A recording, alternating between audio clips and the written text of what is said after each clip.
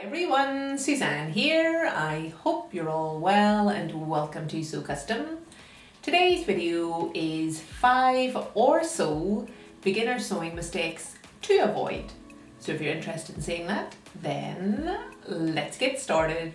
So before we get into it, I just want to say that I have made all of these mistakes, some of which I have made over and over and over again, some of which I continue to make even now. So if you're making these same mistakes, don't feel too bad about it. Everybody does. So when I first started sewing, I sewed from commercial patterns. So those of you that don't know me or this channel, I now sew from the block and draft my own patterns. But for the first sort of 2 years or so of sewing, I used commercial patterns. And this leads me on to the first mistake. And that was I chose a pattern that was way beyond my skill set at the time. So this was the pattern that I attempted to make my first ever sewing project. I had no skills whatsoever. I didn't know how to sew in a straight line. I didn't even own a sewing machine. I was using my mom's very, very old machine that only worked sort of intermittently. So I had absolutely no knowledge, but yet I jumped into a pattern like this that, as you can see here, has lots of details. It has a zip, it has pleats, lots and lots of stuff that I knew nothing about. So if I could go back and start all over, I would tell myself to get a really, really basic pattern. So something that had very few pattern pieces, that had very few details, something that didn't require darts and had minimal finishing to the neck and armholes. So something like a camisole. I'll pop in a couple of examples of basic little garments that you can get started with. I haven't sewn these up myself, but they've been recommended online on lots of different forums. The other thing I would say with all of these basic little tops is to choose a pattern that is for woven fabric, not for stretch. And the reason I say that is not because it's more difficult to sew with stretch, it just takes a different skill set. So once you've got a little bit of skill underneath your belt, it'll be much easier to delve into stretch fabrics. And that takes me on to mistake number 2. So mistake number 2 was choosing the wrong fabric for the pattern. So on the pattern envelope, the manufacturer normally lists what fabrics suit this pattern. So my problem was I didn't recognize any of the names of the fabrics. So there was terms like broadcloth, like wool crepe, like viscose. I knew none of these terms. I had no clue what any of those things looked like in the flesh. So what I ended up doing was just choosing some terrible fabric that didn't match the style. It was the wrong weave, all of that sort of stuff, none of which I knew anything about. And I was attempting to sew up my pattern in completely inappropriate fabric. This then ended up in me having a garment that I did manage to sew up, but it was just terrible and unwearable. So what I would say to myself if I had to go back again is take the pattern that I've chosen into a fabric shop, or even if I can only get online, I would ask the question online of the fabric shop. So I'm using this pattern, it recommends these types of fabric. What would you recommend from the stock you have in your shop? They'll be very happy to do that for you. They want to make a sale. So don't be embarrassed. Just go ahead and do it and you will definitely get the help you need. So for mistake number 3, this was choosing the wrong interfacing for the fabric that I had bought for my pattern. So I would choose the wrong weight, the wrong weave, just the totally wrong interfacing. Because I had no knowledge of any types of interfacing, I didn't know that there was a whole plethora of interfacing that you can buy. I just seen interfacing in a shop and bought it. I didn't realize that there was different weights, that you could pair it with different fabrics. I just didn't have any of that knowledge. If I could go back now and give myself a little tip, I would say choose the lightest weight of interfacing if I was in doubt. Or Do the same thing as I mentioned on the fabric before. So if you've chosen your fabric with a fabric shop, either in person or online, tell them that you need a little bit of interfacing that matches this weight of fabric. They will 100% be able to guide you in the right direction. And then of course you can do your own research online at a later date, but at least you'll have the right stuff for your pattern and for your fabric. So the fourth mistake I made a lot was choosing the wrong size for my measurements. So when I first started sewing, I had no clue what my measurements actually were.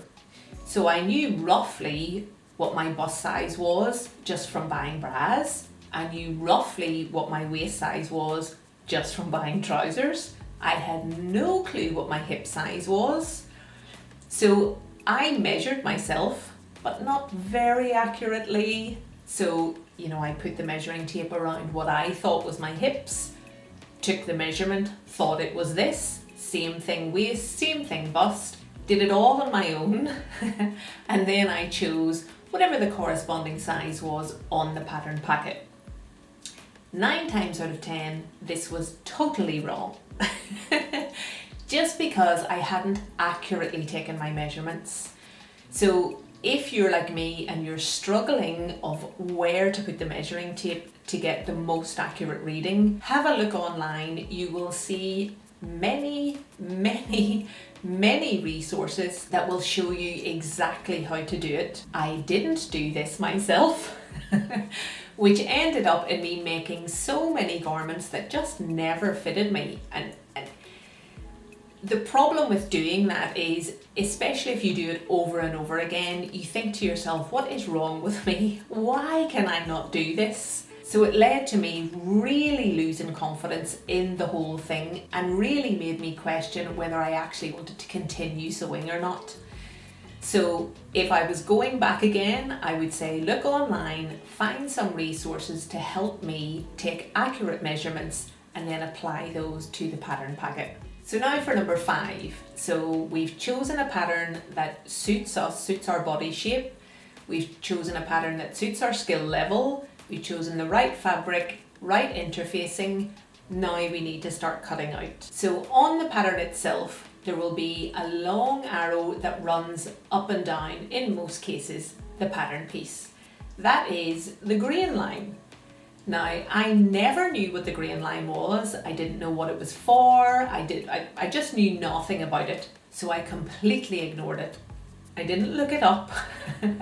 I didn't do my research. I just ignored it. So I would lay out my fabric, pop my pattern piece on anywhere on the fabric. I wouldn't be placing it on the grain line or have any method to it at all. I would just be plonking it on top of the fabric and cutting around it. Also, when I was cutting around it, I would cut straight over the top of any notches or any markings. So I wouldn't take those into account either because I didn't realize that these types of things are quite important. So if I was going back again, I would say learn what the grain line is.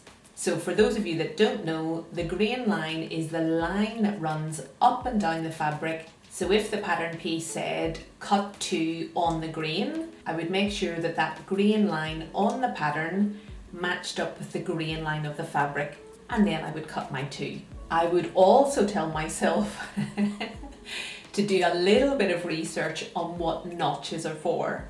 So again, for those of you that don't know, like me back at the start, I hadn't a clue. Notches are really important. It helps you match different pattern pieces up in the correct way, aligned completely as per the manufacturer's instructions. If you don't match your pattern pieces up as per the instructions, you'll end up with really wonky seams and a garment that you just really don't want to wear. So now that we have everything cut out, we've got our notches all marked, we've cut our fabric on the grain, we're good to start sewing. So when I started sewing, as I said, I had no clue at the time how to sew in a straight line. I didn't know what a seam allowance was. I didn't know how to sew at a seam allowance. So what I did was just sew in from the edge of the fabric at whatever distance. Again, This may seem really stupid, and why would you do that? But I did. And I did it not once, I did it quite a few times before I got to understand what a seam allowance was and how to sew at the seam allowance.